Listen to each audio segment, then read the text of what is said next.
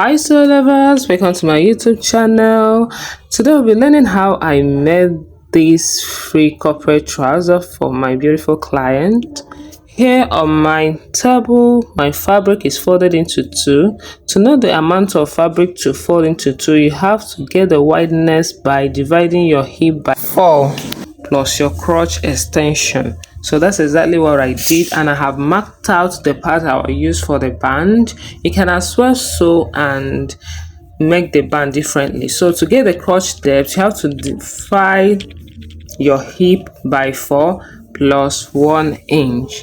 So after getting that, I will use my ruler to connect the lines like so. So after doing that, I will take my hip measurement, which I divided by 4. So I'm taking the measurement I divided by 4 here. After taking it here, I will still take it at the upper part like so. Then I'll connect the two lines together. So if you haven't subscribed to my channel, kindly subscribe, okay? And if you have been my old subscribers, thanks a lot for supporting me all this while. So guys, I'm going to mark my crotch extension, which for the front part you have to divide your hip by 20. Whatever you get is your crotch extension. So I have marked it like so. Okay, I'm sorry guys that this chalk is not really clear on this fabric, but I'm going to show you guys a paper illustration. So there's no need shaping this because it's going to be free somehow like palazzo. So what I need is only the upper part to shape the upper, which is the crotch extension part. So a quick one guys, this is how I cut out the front part. I folded my fabric into two using my hip plus my crotch extension. Then I mark my waist and my crotch line, then my knee line like so. So I will take my hip measurement divided by 4 at my waist to my crotch line. Then I will take my crotch extension and mark it like so. Then connect it straight like so. Okay, then I will shape my waist part because it's going to be fitted. I'm not going to use elastic, so I'll cut out straight like so. This paper is bigger than the wideness of the measurement, so I will use this to cut the back. I'll place it at the middle like so. For the back, I'll use pin to hold it for it not to shift out. So I will, at the crotch line, I will go in by 1 inch. At the upper part of the crotch line, I'll go in by 1.5. Then from the crotch line, I will measure the crotch extension of my back. Then I will take my waist measurement by shaping it, then mark down straight like so. This is exactly what I'm going to do at the fabric. Okay, so I think this is clear for you to understand more on the fabric because the chalk is not really clear at the fabric there. Okay, but I didn't add the band to this paper. I'll do that on the fabric. So guys, right here I'm going to start cutting out the excess that I don't need. So I'm cutting it out like so. Okay, like I told you, I am not shaping the down part at all. I'll just trim out the unwanted things that I don't need on the fabric. So I'll open up the side too. After trimming it out, I'll open up the side. So I'll open it when I'll start sewing it. So right here I'm trying to shape my waist part. So I'll be taking my waist measurement. Just watch what I'm doing. So I'll take my waist measurement to my hip line. I will slant it to my hip line like so. So I'll cut.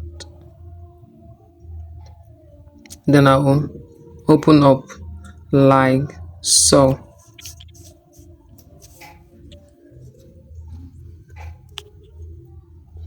Okay, so after this I will now place the front part and the back part. I'll place it on top of the back part. So like I did here, I'll come in by 1 inch from my crotch line. For the upper part, I came in by 2 inches. So I'll open it like so and connect the line, the crotch line, and I will take it like so. Then after this, I'm going to connect the lines together. The lines will be slanted. It's not going to be straight because I took 1 inch down, then 2 inches up. So after this, I'm going to take the crotch extension for the back. To get the crotch extension for the back, you have to divide your hip by 10 inches. So that's exactly what I did. Okay, so I've connected it. So note guys, the back is going to be longer than the front because of our bump. Okay, our boots are big, so it's going to help it to hold it. So I'm going to slant the 1 inch I got from that part to my main measurement, like so. As you can see, that part I slanted it to that 1 inch. So from there I will take my waist measurement. Sorry guys, I didn't know that part is not showing clearly. So I'll take my waist measurement and I'll add extra half inch to it. That's for seam allowance. Okay, so I'll add half inch down. I'll add half inch. Okay, so I will add 1 inch to this part. You can as well add 1 inch to the hip part and add half inch to this part, or you add the same inches to the both parts depending on how you want it. So I'll open up and I'll cut out the essence that I don't want. I'm going to cut out. Okay, this part, so I'm going to cut it out. So if you are watched to this junction, kindly subscribe to my YouTube channel, share this video so that others will learn as you're learning too. Okay, click on the notification bell so that you'll be getting notification each time I post a new video, because I'll be posting videos every week that will help you a lot. Okay, so here I'm done cutting it out, so I'm going to take it outside and cut the pockets of this trouser. So here is a pocket. I cut it 7 by 14, or you cut it open 14 by 14, then fold. So this is the front part. I'm going to add the pocket first to the front part. So I'll go in by 2.5 for the pocket opening. I'll go in by 2.5.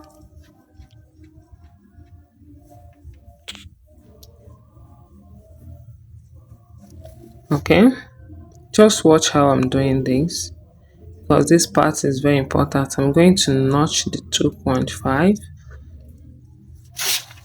from there to 9 inches. To be slanted to 9 inches, but remember we have 1.5 inch for our folding at the upper part. We cut it together, that's the band. So this is the pocket part. I have ironed gum stayed to it and folded it with 9 inches, but it was slanted. The upper part is 2.5.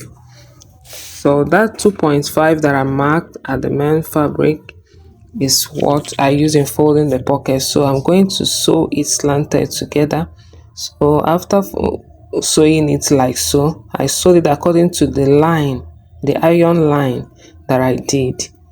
So after sewing it, I'm going to fold it like this. I'll fold it like this. So I'll bring out the pocket like so, and this part will cover that 2 inches that we used in folding in. Hope you get this.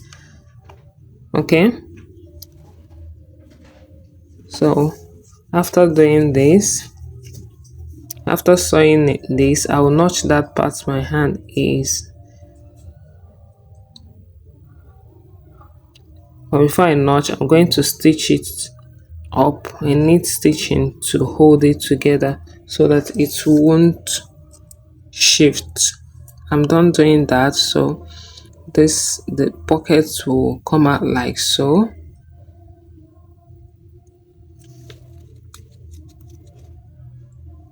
Please, as you do, you iron. So this is how it's going to stay, like so. So I'm going to open it up and turn it like this, then sew it. This is my pocket bag, then sew it like so. Then after sewing it, I'm going to notch and turn it. I'll turn it like so.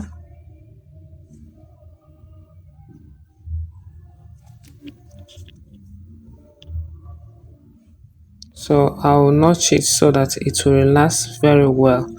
After turning it, I'm going to notch that part that we turned. Okay, so I'm going to open it up like so.